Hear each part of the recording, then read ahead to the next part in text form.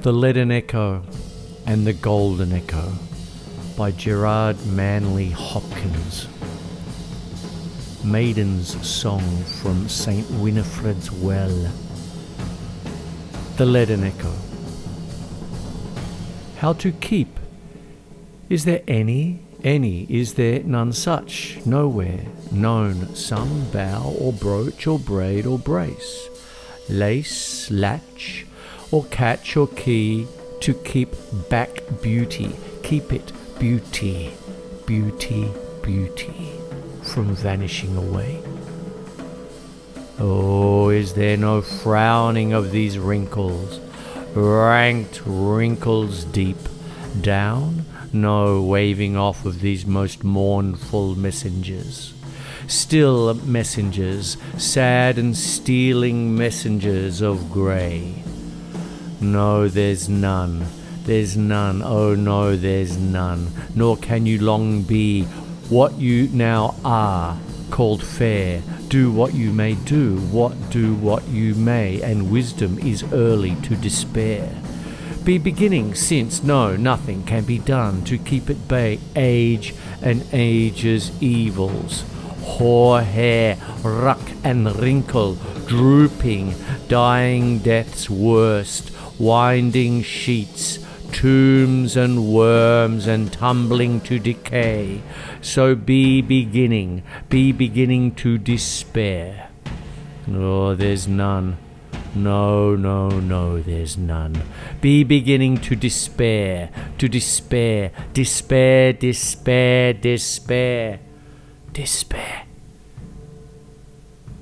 The Golden Echo. There is one, yes, I have one. Hush there, only not within seeing of the sun, not within the singing of the strong sun, tall sun's tinging, or treacherous the tainting of the earth's air. Somewhere, elsewhere, there is, where? One, yes, I can tell such a key. I do know such a place, where whatever's prized and passes of us, everything that's fresh and fast flying of us seems to us sweet of us, and swiftly away with, done away with, undone, done with, soon done with, and yet dearly and dangerously sweet of us, the wimpled water, dimpled not by morning matched face, the flower of beauty, fleece of beauty, too apt to fleet, never fleets more, fastened with the tenderest truth to its own best being and its loveliness of youth. It is an everlastingness of, it is an all youth. Come then, your ways and airs and looks, locks, maiden gear, gallantry and gaiety and grace, winning ways, airs, innocent, maiden manners, sweet looks, loose locks, long locks, love locks, gay gear, going gallant, girl grace, resign them, sign them, seal them, send them, motion them with breath. And with sighs soaring sighs, deliver them. Beauty in the ghost, deliver it early now, long before death. Give beauty back, beauty back to God, beauty's self and beauty's giver. See, not a hair is, not an eyelash, not the least lash lost. Every hair is hair of the head numbered. Nay, what we had light-handed left in surly, the mere mould, will have waked and have waxed and have walked with the wind. What while we slept, this side, that side, hurling a heavy-headed hundredfold. What while we slumbered. Oh then, weary, then why should we tread? Oh, why are we so haggard at the heart, so care-coiled, care-killed, so fagged, so fashed, so cogged, so cumbered? when the thing we freely forfeit is kept with fonder a care. Fonder a care, kept than we could have kept it, kept far with fonder a care, and we should have lost it. Finer, fonder a care kept, where kept? Do but tell us where kept, where? Yonder. What high as that? We follow, now we follow, yonder, yes, yonder, yonder, yonder.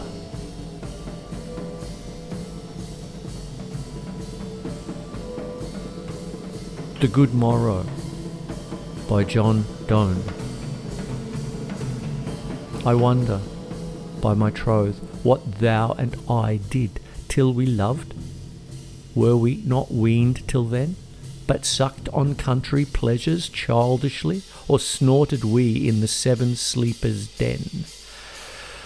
'Twas so, but this, all pleasures, fancies be, if ever any beauty I did see, which I desired and got, 'twas but a dream of thee. And now, Good-Morrow, to our waking souls, which watch not one another out of fear, for love all love of other sights controls, and makes one little room and everywhere. Let sea discoverers to new worlds have gone, let maps to other worlds on worlds have shown. Let us possess one world, each hath one and is one. Ah, my face in thine eye, thine in mine appears, and true plain hearts do in the faces rest. Where can we find two better hemispheres, without sharp north, without declining west? Whatever dies was not mixed equally. If our two loves be one, or thou and I love so alike that none do slacken, none can die.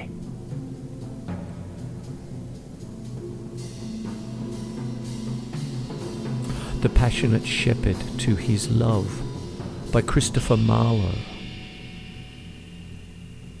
Come live with me and be my love, and we will all the pleasures prove that valleys, groves, hills and fields, woods or steepy mountain yields. And we will sit upon the rocks, seeing the shepherds feed their flocks by shallow rivers, to whose falls melodious birds sing madrigals.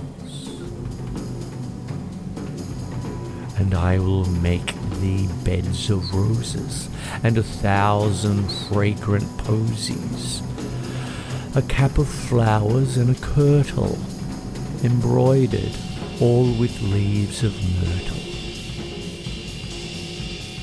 A gown made of the finest wool, which from our pretty lambs we pull, fair-lined slippers for the cold, with buckles of the purest gold,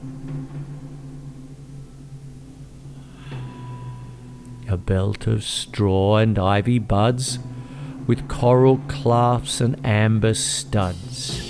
And if these pleasures may thee move, come live with me and be my love.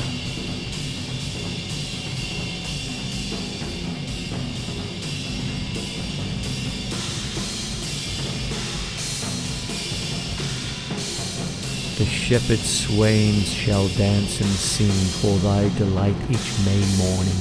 If these delights thy mind may move, then live with me and be my love. Non sum qualis iram bone sub regno sinare. Last night, yesternight, betwixt her lips and mine there fell thy shadow, Cinera.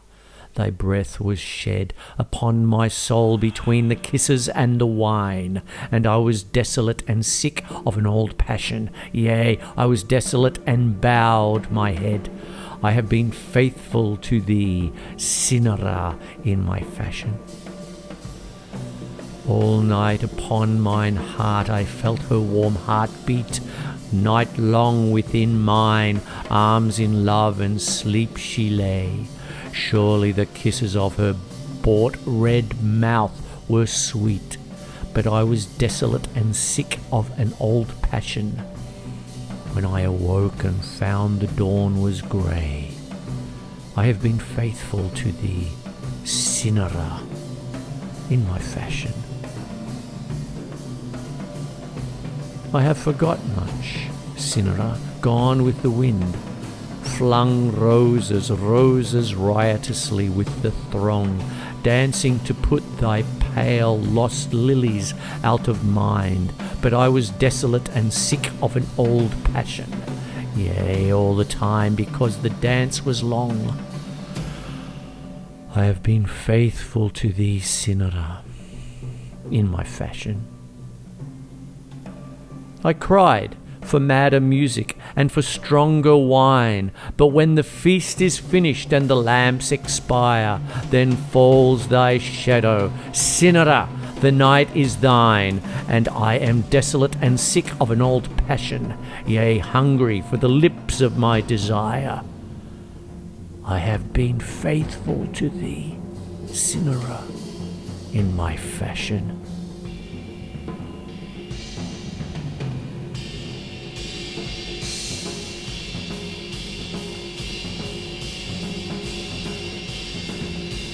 Yasmin by James Elroy Flecker. A gazelle.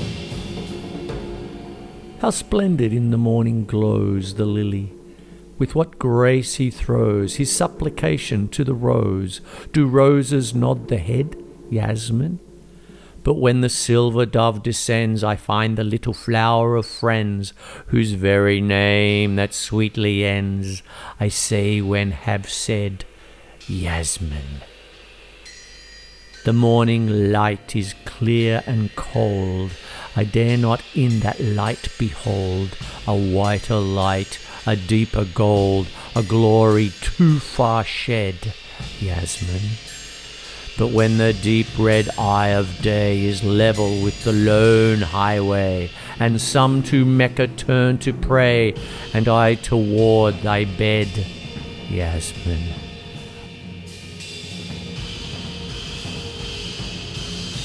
Or when the wind beneath the moon is drifting like a soul aswoon, and harping planets talk love's tune with milky wings outspread, Yasmin, shower down thy love, O burning bright, for one night or the other night will come the gardener in white, and gathered flowers are dead, Yasmin.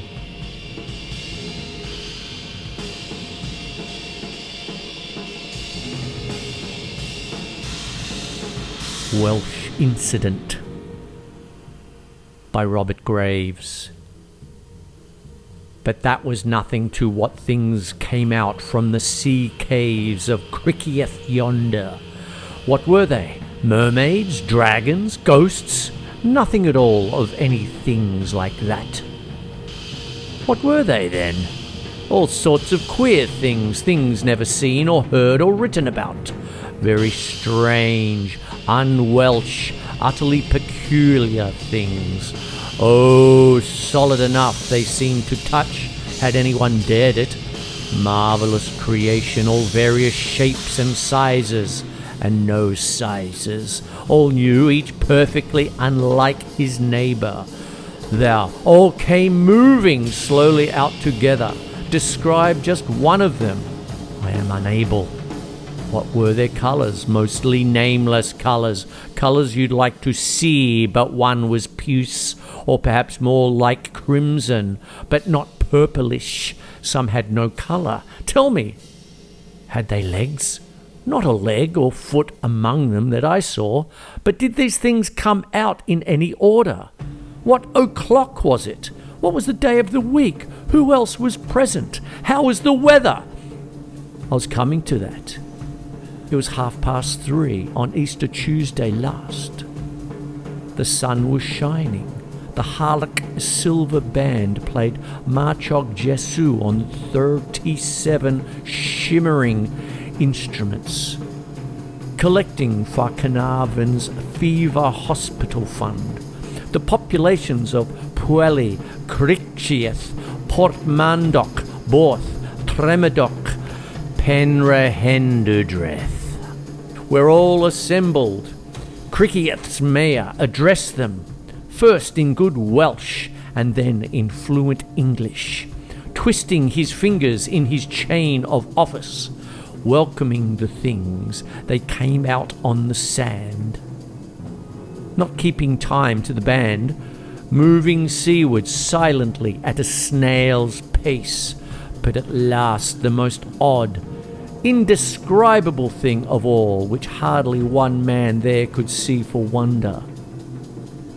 Did something recognizably a something? Well, what?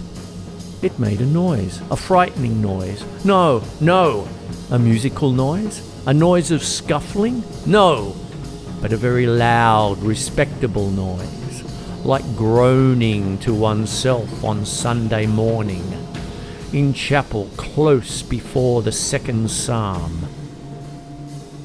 What did the mayor do? I was coming to that.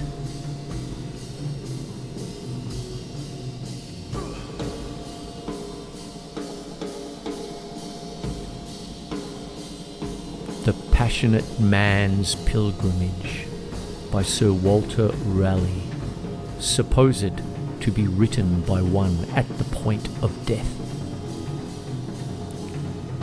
Give me my scallop shell of quiet, my staff of faith to walk upon, my scrip of joy, immortal diet, my bottle of salvation, my gown of glory, hope's true gauge, and thus I'll take my pilgrimage.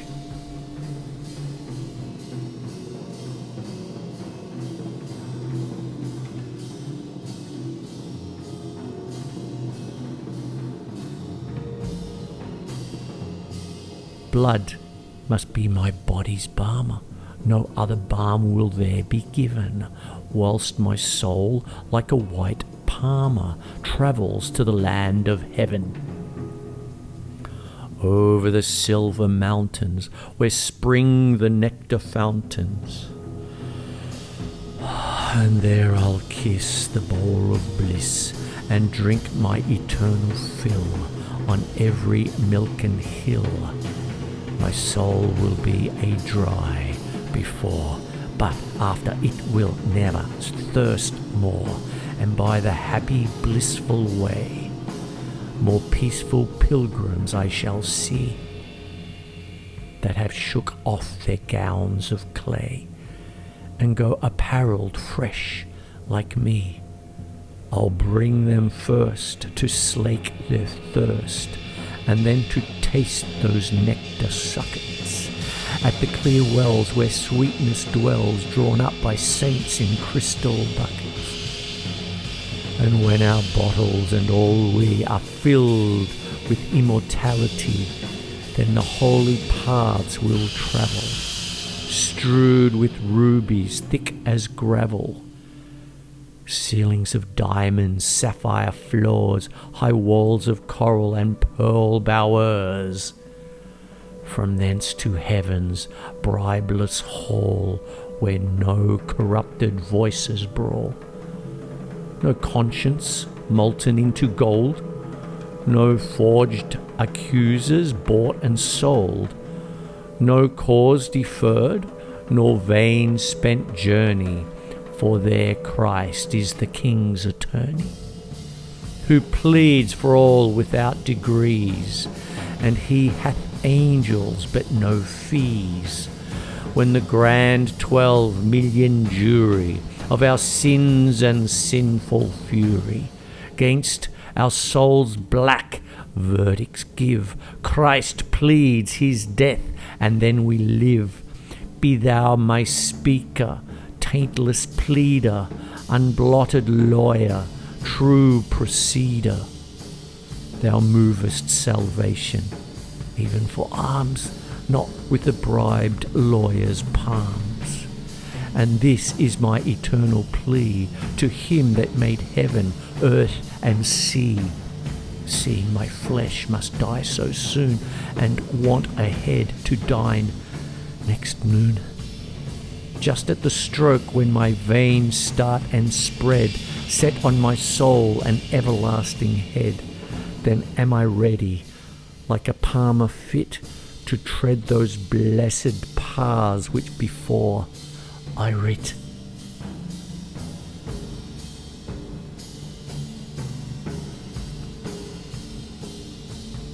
Desiderata. Words for Life by Max Ehrmann.